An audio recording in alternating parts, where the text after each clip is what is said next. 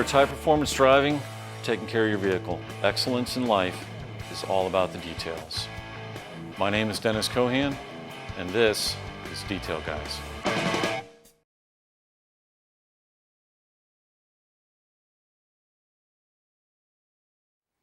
All right, I'm here with Dennis Salvo from Details by Dennis again. And here we have a vehicle with a pretty good scratch on the side of it. And what we want to talk about here is the process that we're going to use to evaluate this scratch, what the owner of the vehicle might want to do to go to Dennis to take care of this level of scratch on the side of the vehicle. So Dennis, I can see we have a pretty good scratch on this vehicle here. Do you want to talk a little bit about what a car owner would do if they're detailing their car, they get to this point where they see this level of scratch on their vehicle, and they might want to consider coming to you as a professional to take care of it? Definitely. This cure for this. So what we have to is look at what we're dealing with here. We're dealing with a scratch that has not penetrated through all the way through the clear coat, but has damaged the clear coat. So there is a way to repair this without repainting the surface, and that is to remove some material. By doing that, we're going to first clay bar the surface here.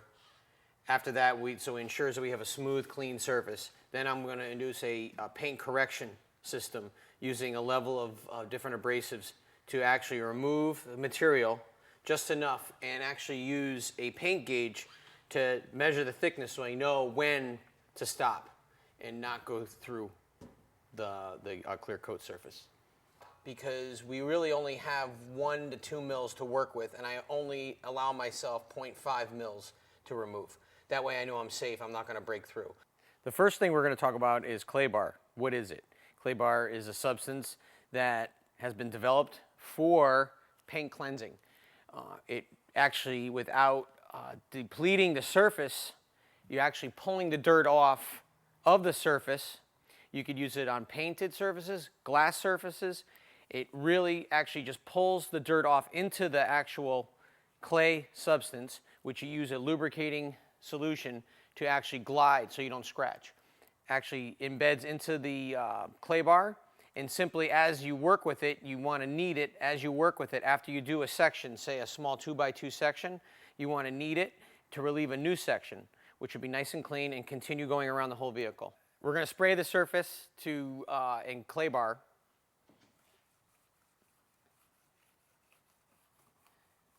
Now, if I heard a little, that means it's scratching. I don't hear that, so I know I'm okay.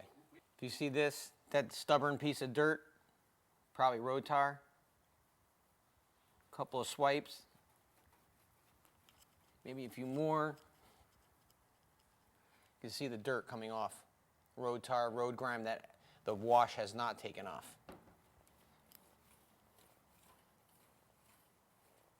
And I like to go the opposite direction. You can actually hear the clay bar going over the scratch.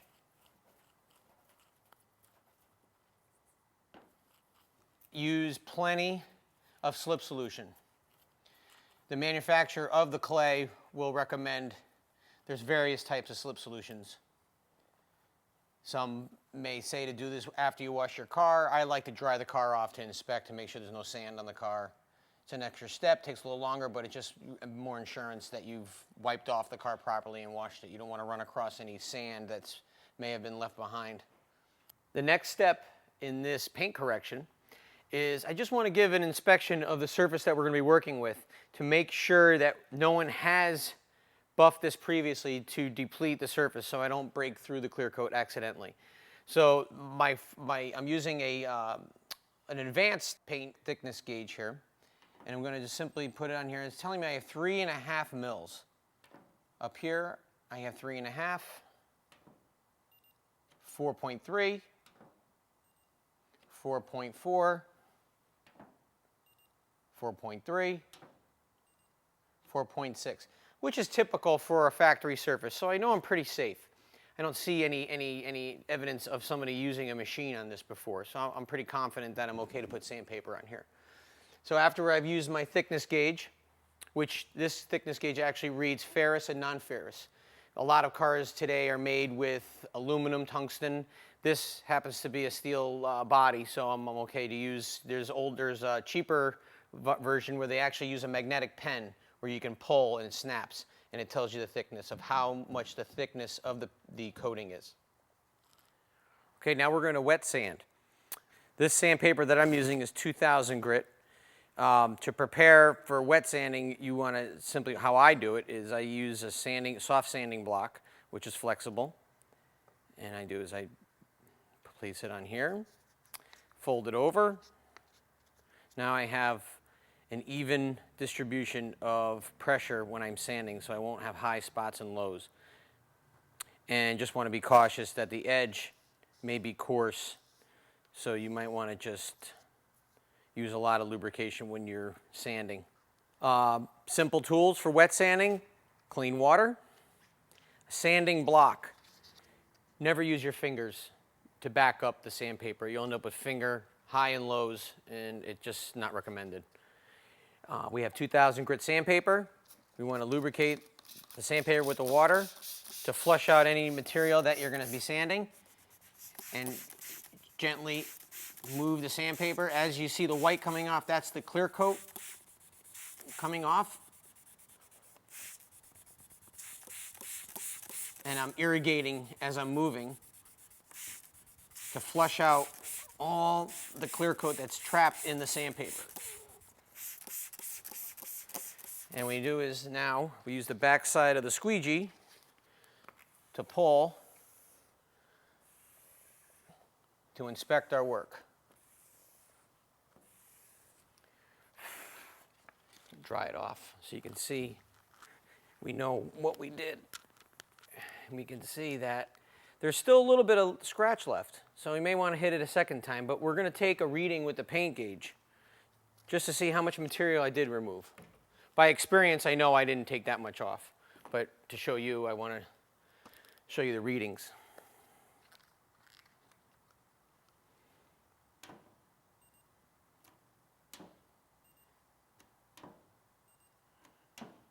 It looks like I just pulled off about 0.1 mils. So I'm going to hit it with some more sandpaper just to see if I can get the remaining part of the scratch out. Again, simply sand and irrigate. Small strokes.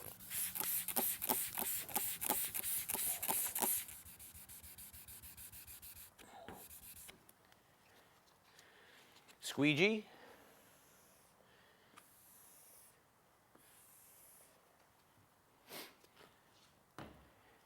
Wipe dry. See what we have.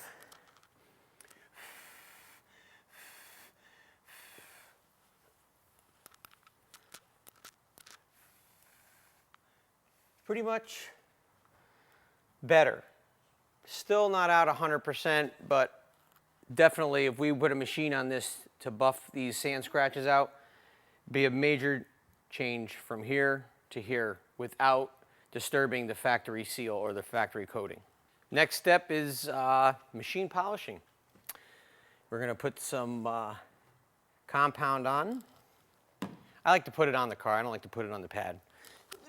Whatever you prefer. I just seem to have more control. Cord always over the shoulder. That way you don't rub it against the side of the car. But in this case, start with a slow speed. Smear it around. Right now I'm at 1,000 RPMs because I'm pulsing the trigger just to get a nice even coat. Try to minimize the splatter to clean up.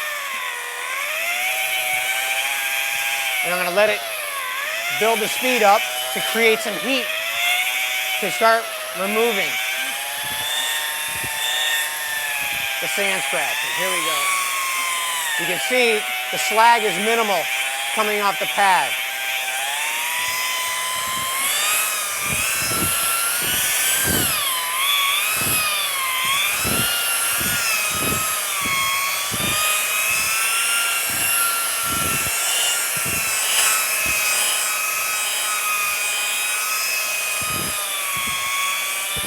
Light to medium pressure.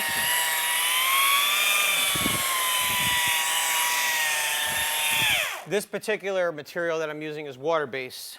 So if it starts to dry out, you can add a little bit of mist of water to recycle and reuse what you've already put on.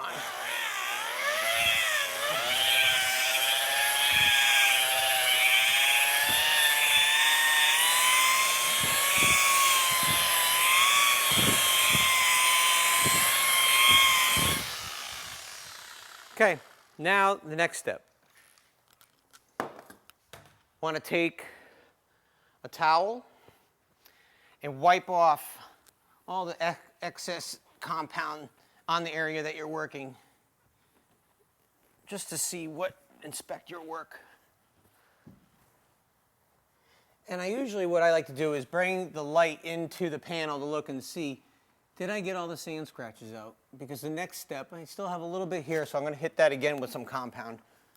Look and see, looks pretty good here.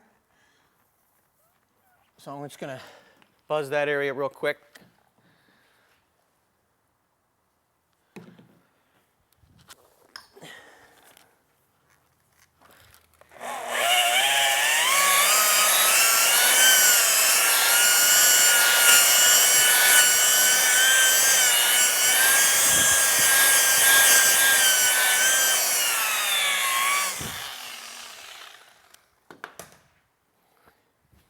Wipe, and just to reassure myself here, yep, sand scratches are gone. Now I move on to the next step. This is a wool pad. Wool pad is mainly used for cutting, to remove slight material, sand scratches, oxidation. In this case, I used it to remove sand scratches. Now I'm going to move on to my second pad, which is the gray pad, which is a medium cell foam. And we're going to use my second polish, which is going to remove any swirls. This is a lighter color car, a little more forgiving. Black definitely would probably see slight swirls, which you're going to get them with using a rotary buffer. But this is going to minimize that. And in the final step, we're going to use the blue one to ensure we've removed the swirls that were put in with this pad. So this is the second step. Again, smear it around.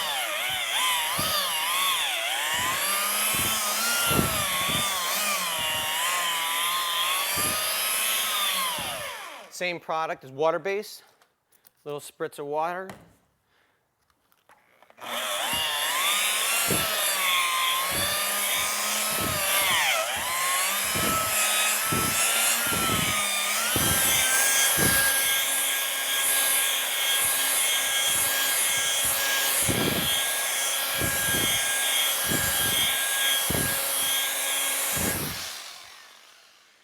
We're going to wipe off just to give a quick look. Let's see. Well, it came out good. Now we're going to change pads to the ultra fine cell, which this pad is used for finish work. Get it pretty much so it's in the center.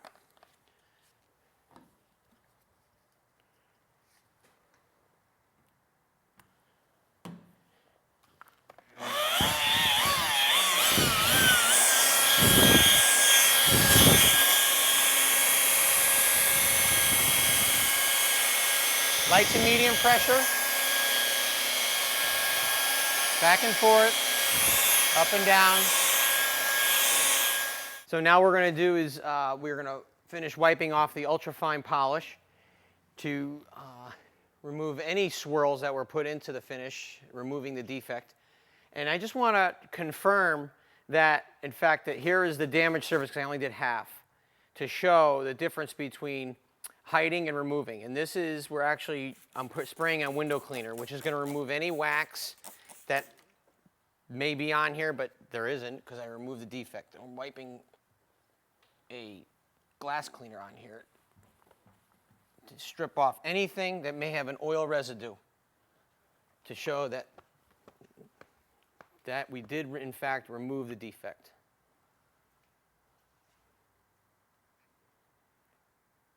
All right, Dennis is done with the wet sanding portion of the detailing. He's done just an absolutely fabulous job of wet sanding and buffing out the finish on this portion of the truck and really restored it to just a jeweler's-like finish on here. Really fantastic job, Dennis.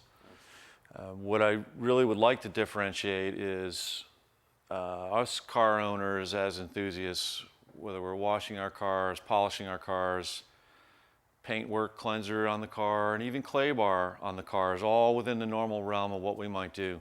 But when your vehicle gets to this level of damage, like we saw here, and the work involved that Dennis demonstrated, this is really where you need to employ the services of a professional. And Dennis did a great job of removing the defect in the paint here and restoring the car to probably beyond its original luster. And it's just a fantastic job. Thanks. You ready to help me do the rest now? Let's get to work. Okay.